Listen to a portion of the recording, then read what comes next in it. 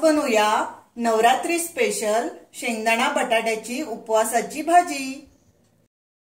नमस्कार, मी पूनम। तुम्हा सगळ्यांचं पूनम रेसिपी मध्ये स्वागत आहे। आज आपण उपवासाची शेंगदाणा बटाट्याची भाजी बनवणार आहोत। त्यासाठी शेंगदाणे आपण मीठ टाकून बॉईल करून घेतलेले आहेत। बटाटाही आपण बॉईल करून घेतलेला आहे। ओलं खोबरं, साखर, हिरवी मिरची, जिरं, साजूक गाईचं तूप घेतलेला आहे आणि आपण इथे मीठ चवीपुरतं त्यामध्ये टाकणार आहोत। इथे आपण गॅसवर कढई ठेवलेली आहे, त्यामध्ये आपण भाजी परतणार आहोत।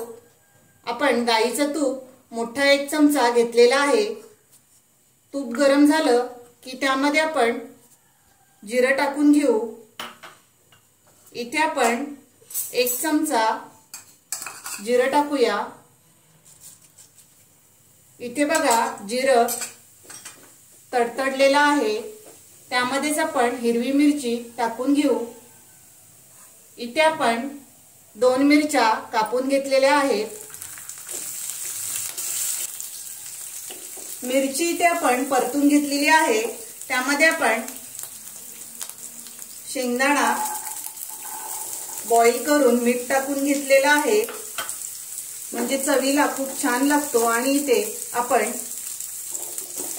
4 मीडियम आकाराची बटाटी बॉईल करून घेतलेली आहे।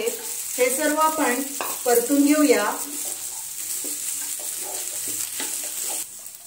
इथे आपण सर्व मिक्स करून घेतलेला आहे। चवीनुसार त्यामध्ये मीठ टाकूया आणि 1 चमचा आपण साखर टाकू। वरून आपण ओलं खोबरं छोटी 1 वाटी घेतलेला आहे, तेही त्यामध्ये टाकून घेऊ। उपवासाची बटाट्याची भाजी खूप छान लागते। ओलं खोबऱ्यामुळे खूप छान अशी टेस्ट येते। सर्व आपण परतून घेऊया।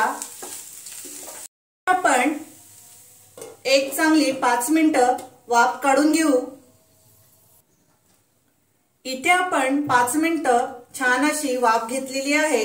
बघा, आपली उपवासाची शेंगदाणा बटाट्याची भाजी तयार झालेली आहे। झटपट अशी उपवासाला भाजी तयार होते आणि चवीलाही खूप छान लागते। गॅस आपण बंद करूया आणि प्लेटमध्ये काढून घेऊ। तुम्हाला माझी शेंगदाणा बटाट्याची भाजी आवडली असेल तर लाईक करा, शेअर करा आणि माझ्या चॅनलला सबस्क्राइब करा। Thank you.